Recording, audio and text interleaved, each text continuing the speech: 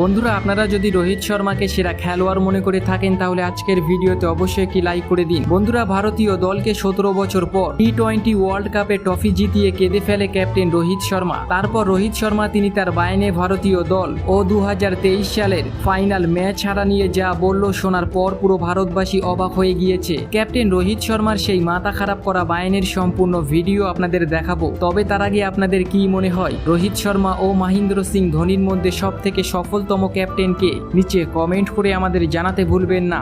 2007 সালে টি-20 বিশ্বকাপে পাকিস্তানকে হারিয়ে ট্রফি জিতেছিল ভারতীয় দল। এরপর কেটে গিয়েছে 17 বছর, স্পর্শ করা আর সম্ভব হয়নি বিশ্বকাপের ট্রফি। মাঝে 2014 সালে একবার ফাইনালে পা রেখেছিল টিম ইন্ডিয়া। মাঠে খেলতে নেমে খালি হাতেই ফিরতে হয়েছিল তাদেরকে। দুর্দান্ত জয় ছিনিয়ে নিয়েছিল শ্রীলঙ্কা মিরপুরে শেরেবাংলা ক্রিকেট স্টেডিয়ামে। সেই হারের ঠিক এক দশক পর আবারও একটা টি-20 বিশ্বকাপের ফাইনাল খেলতে নেমেছিল ভারতীয় দল। প্রতিপক্ষ দক্ষিণ আফ্রিকা। ওডিআই ও টি-20 মিলিয়ে মোট 7 বার বিশ্বকাপের ফাইনালে হেরেছে তারা। এবার প্রথম তারা বিশ্বকাপে ট্রফি জয় করার জন্য ভারতীয় দলকে হারানোর জন্য মরিয়া হয়ে গিয়েছিল।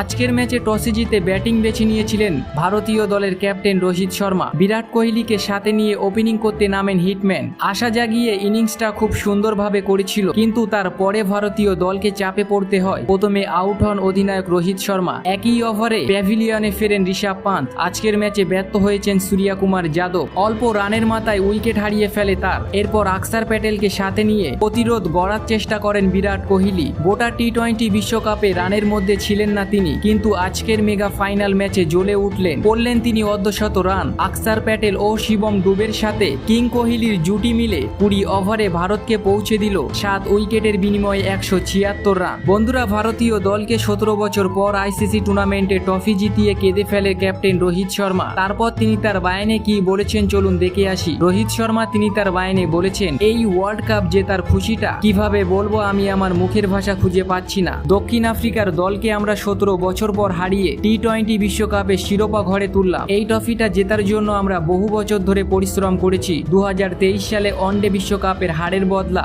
এখনো আমাদের বুকে গাঁথা আছে। এই সব কিছু মাথায় রেখে আজ আমরা দক্ষিণ আফ্রিকার বিপক্ষে খেলতে নেমেছিলাম। ট্রফিটা জেতার জন্য আমাদের দলের সকল খেলোয়াড়রা মরিয়া। সকল খেলোয়াড়দের লক্ষ্য একটাই ছিল ট্রফি জেতা। আমাদের দলের সকল খেলোয়াড়রা আজ অসাধারণ পারফরমেন্স করেছে। তাদেরকে অবশ্যই আমি আমার মন থেকে অভিনন্দন জানাই। বিশেষ করে বিরাট কোহলি আজকের ম্যাচে দেখার মতো ইনিংস খেলেছে। তারই জন্য ভারতীয় দল এত বড় স্কোর করতে পারে। আমি আমার মন থেকে বিরাট কোহলিকে হাজারো বার অভিনন্দন জানাই। বিরাট কোহলির জন্য আজকে আমরা সাউথ আফ্রিকার দলকে হারাতে পেরেছি। তো বন্ধুরা, আপনাদের কেমন লাগলো ক্যাপ্টেন রোহিত শর্মার এই বায়ান? নিচে কমেন্ট করে আমাদের জানাতে ভুলবেন না।